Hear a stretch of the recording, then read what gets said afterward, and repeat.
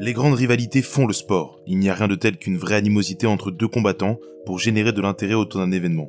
Dans un sport tel que le MMA, les tensions sont courantes et les esprits s'échauffent facilement. Certaines rivalités s'étalent sur plusieurs années, d'autres s'étalent même sur plusieurs disciplines. Les combattants ont souvent des personnalités très prononcées et la nature du sport les rend promptes à la confrontation. Naturellement, lorsque deux grosses personnalités s'affrontent, ça donne des étincelles. Une bonne rivalité fait également le bonheur des promoteurs, car elle attire toujours l'intérêt des fans. Il y a énormément d'illustres rivalités, malgré la relative courte existence du MMA. J'ai dû faire des choix et laisser de côté certaines de mes préférées, mais la vie est ainsi faite. Vous êtes sur la chaîne des Journeymen, et voici les 10 meilleures rivalités de l'histoire du MMA. Numéro 10, Cody Garbrandt contre TJ Dillashaw. Cette rivalité est un grand classique du sport, les anciens coéquipiers qui deviennent rivaux. TJ Dillashaw et Cody Garbrandt se sont entraînés côte à côte pendant de longues années au sein de la team Alpha Male. Les tensions entre les deux hommes deviennent évidentes lorsque TJ Dillashaw devient champion du monde aux côtés de Duane Ludwig, un ancien entraîneur de la team Alpha Male en froid avec le reste du camp. La relation entre TJ Dillashaw et son ancienne écurie éclate au grand jour après que Cody Garbrandt ne devienne champion du monde à son tour en battant l'invincible Dominick Cruz et que TJ quitte la team Alpha Male. Garbrandt et Dillashaw coachent une saison de teuf l'un contre l'autre et lavent leur linge sale en public dans l'une des dernières saisons divertissantes du show.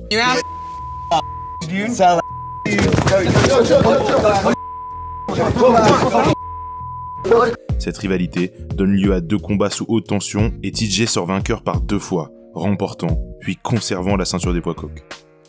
Numéro 9, Ronda Rousey contre Miesha Tate. Dana White a expliqué en 2012 que la rivalité entre Ronda Rousey et Miesha Tate est l'une des raisons majeures qui l'a poussé à introduire le MMA féminin au sein de l'UFC. À ce jour, les deux combattantes ont probablement la seule rivalité féminine avec un peu de substance qui s'est matérialisée par un affrontement dans la cage. En 2012, elles se lancent toutes deux dans des salves d'invectives sur les réseaux sociaux. Tate est déjà une vétérante du MMA et trouve que le crédit donné à Rousey pour ses débuts est injustifié. Rowdy n'est selon elle qu'une belle gueule qui est protégée par Strikeforce. Tout ce conflit amène à un premier affrontement pour la ceinture du Strikeforce que Rousey remporte. L'engouement autour de ce combat pousse Dana White à reconsidérer sa position sur le MMA féminin. When are we gonna see women in the UFC, man? Never. Les deux femmes continuent de s'envoyer des pics et elles s'affrontent une nouvelle fois lors de l'UFC 168. La soirée est également l'occasion de la revanche entre Chris Weidman et Anderson Silva et plus d'1 million de spectateurs l'achètent. Rousey bat une nouvelle fois Tate, mais les tensions sont encore évidentes lorsqu'elle refuse de serrer la main de son adversaire après le combat. Numéro 8, Conor McGregor contre Nate Diaz.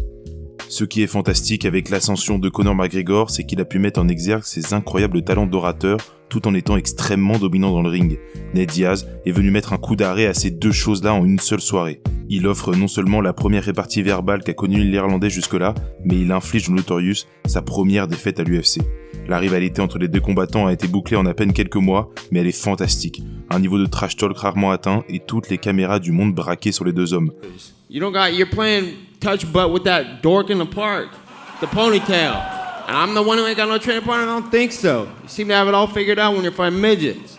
La conférence de presse de l'UFC 202 tourne au chaos et le deuxième combat est exceptionnel. La surprise de la victoire de Nate est presque supplantée par l'effort de Conor pour prendre sa revanche. Les échanges entre les deux hommes ont donné lieu à certains des meilleurs moments de trash talk de l'histoire du MMA.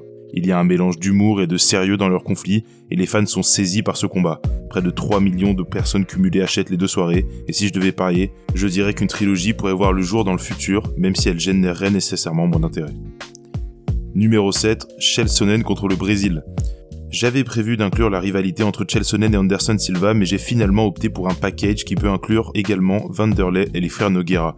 Chael sait vendre un combat. Son verbe est un atout qui lui a permis d'obtenir un grand nombre d'opportunités, mais qui lui a également créé pas mal d'ennemis. Je pourrais me contenter de faire tourner un best-of de ses meilleurs invectives contre le Brésil et contre les Brésiliens, mais pour plus de contexte, Chael est celui qui s'est approché le plus de battre Anderson Silva lors du règne de The Spider.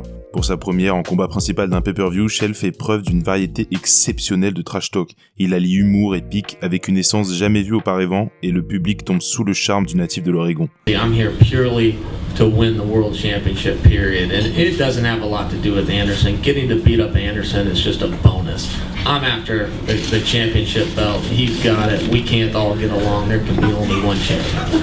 Son trash talk devient sa marque de fabrique et même s'il s'en prend à tout le monde, il développe une affection toute particulière pour le Brésil. Il continue d'invectiver Anderson Silva, il se moque des frères Nogueira et il tourne Vanderlei en ridicule. Chael est un maître de la promotion et cela lui a permis d'écrire sa légende, mais je ne suis pas sûr qu'un voyage à Rio soit recommandé. Numéro 6, Uriah Faber contre Dominick Cruz. Cette rivalité sert un peu de préquel à celle opposant TJ Dillashaw à Cody Garbrandt. Uriah Faber et Dominick Cruz ont un long passif qui s'étale sur près de 10 ans. Les deux hommes se sont affrontés pour la première fois au WEC en 2007, la seule victoire d'Uriah Faber sur Cruz jusqu'à la symbolique prise de pouvoir de Cody Garbrandt en 2016. En effet, Dominick Cruz ne s'est pas contenté de battre Uriah Faber, il a successivement battu tous les élèves de ce dernier. Il a battu Faber 2 fois, Joseph Benavidez 2 fois, puis TJ Dillashaw. Comme il l'a résumé lui-même, You're gonna sing. I was able to buy a house with all the wins I got over your team. Who you think's gonna teach you how to beat me? Uriah et toute la team Alpha Male ont été mis en déroute par Cruz toutes ces années et ce n'est que lors de l'UFC 207 que Cody Garbrandt hack l'impossible code que représentait le Dominator. Cette rivalité s'est cantonnée au domaine sportif, à l'exception de quelques pics bien sentis de Cruz qui a, comme Sonnen, un véritable don pour entrer dans la tête de ses adversaires. He's gonna miss a lot. That's what's gonna happen, just like everybody else I fight. He can try to be as tough and as strong as he thinks he is, but he'll miss. And Watch I'll our make him- fights, I'll dude. make I've him never pay. missed. You miss a lot, man. I Landing miss landing the at fights. under 30% of anything you throw and throwing minimal strikes, one at a time, not combinations, not Who moving cares forward. what the- You survived I'll tell you that what. fight by moving backwards. Survive? Take a step forward, man. Numéro 5, Alex Pereira contre Israel Adesanya. L'ère post-Conor de l'UFC était en manque cruel d'une rivalité de haut niveau, et même si l'UFC a tenté de nous imposer Colby Covington contre Jorge Masvidal, on sait tous que les honneurs reviennent à Alex Pereira et Israel Adesanya. Les deux hommes ont une rivalité très singulière, car elle s'étale sur plusieurs disciplines. Tous les fans de l'UFC étaient très curieux lorsqu'on nous a murmuré que l'homme qui avait battu 2 fois l'invincible Adesanya lors de sa carrière de kickboxer faisait ses débuts à l'UFC. 4 combats plus tard, et voilà que Poatan est champion des poids moyens, après avoir infligé au Lifestyle Bender sa seule défaite chez les moins de 84 kg. Il semble que Pereira soit simplement meilleur qu'Adesanya et le poursuive où qu'il aille. Le silence de Poatan tranche avec l'agitation évidente d'Izzy, qui semble perdre ses moyens pour la première fois de sa carrière à l'UFC. Il bat enfin son némésis lors de l'UFC 287, dans ce qui est probablement le moment le plus important de sa carrière. Je doute que cette rivalité soit close et il y a absolument une trilogie en MMA dans le futur, peut-être même pour la ceinture des lourds légers si toutes les étoiles s'alignent. Numéro 4, Royce Gracie contre Ken Shamrock. La rivalité entre Royce Gracie et Ken Shamrock est la première vraie rivalité de l'histoire du MMA. En 1993, l'UFC tient son tout premier événement et les deux hommes s'affrontent en demi-finale du tournoi de l'UFC 1.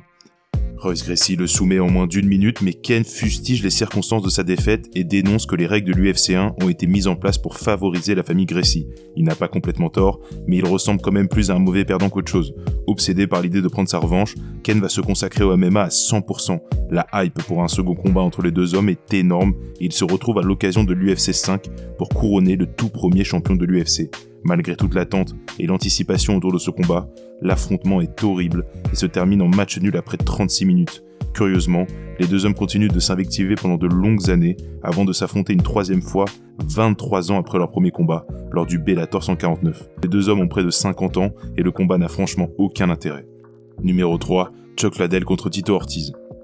Même si ça me fait grincer les dents de le dire, cette rivalité a techniquement donné lieu à une trilogie.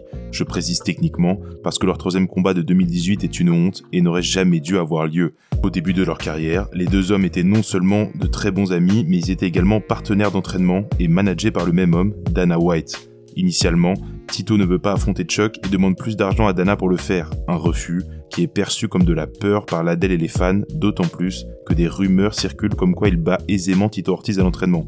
Plus d'1 an après le début des négociations, les deux hommes s'affrontent enfin lors de l'UFC 47. Iceman met Tito KO à l'entame du second round et il prend le chemin de la ceinture. De son côté, Ortiz ronge son frein et doit remporter 5 combats de suite pour obtenir une revanche contre le désormais champion du monde. Depuis le premier affrontement, ils sont tous deux devenus des stars. Chuck Liddell est le visage de la compagnie et Tito Ortiz a pris en notoriété lors de sa rivalité avec Ken Shamrock. So if I was you, I hope to God you come ready. Because if you don't, I'm going to beat you into the living death.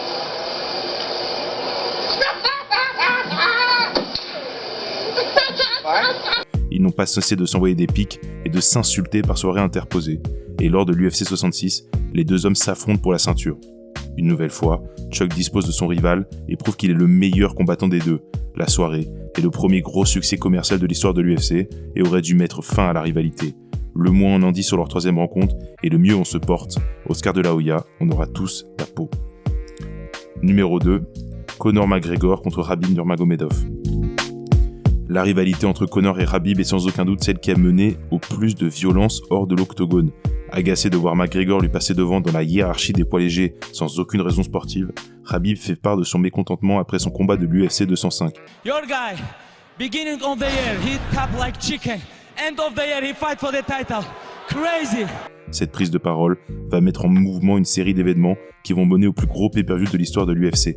Artem Lobov, l'ami de Conor, se mêle de cette histoire et lorsqu'il est confronté en public par Khabib, McGregor débarque pour l'aider et provoque le fameux incident du bus. Khabib est furieux et il demande un combat contre McGregor, un combat qu'il finit par obtenir. Les semaines menant à l'UFC 229 mettent en évidence que le combat est extrêmement personnel pour les deux hommes.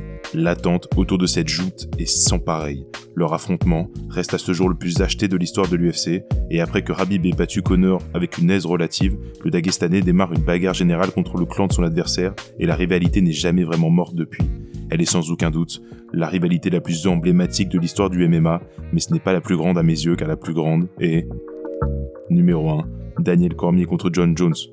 J'adore la rivalité entre Daniel Cormier et Jon Jones, parce que je trouve qu'elle raconte plusieurs histoires fantastiques et cruelles en même temps. Daniel Cormier, dans l'ombre d'un géant du MMA, qui prend enfin son envol lorsque Jones n'est pas là, avant de tristement sombrer lorsque son rival fait son grand retour. La cruauté du public, qui se retourne contre Cormier alors qu'il est l'athlète propre, qui n'a pas percuté une femme enceinte et fuit la scène, et qui ne passe pas ses week-ends en boîte à s'enfiler le PIB du Nicaragua dans le nez. Jones, l'une des figures les plus polarisantes de l'histoire du sport, qui sort sa véritable nature pour affronter DC. Cormier, qui finit enfin par faire quelque chose que Jones n'avait pas fait à l'époque, devenir champion des poids lourds. Et puis, il y a ce moment exceptionnel. There is nothing you can do to stop me from coming at you round after round with the most malicious techniques I know. You will lose this fight, Daniel Cormier. I want you to believe it. Every ounce of training you put in leading up to this fight will be a waste of your life.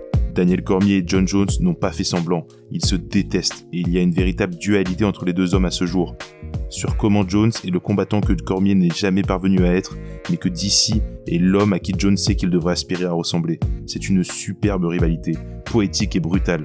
Même si les affrontements n'ont pas franchement été serrés dans la cage, leur premier combat est très plaisant à regarder et cette rivalité a donné lieu à plusieurs moments légendaires. Merci d'avoir regardé la vidéo jusqu'au bout, dites-moi en commentaire quelle est votre rivalité préférée et abonnez-vous si ça vous a plu. À la prochaine.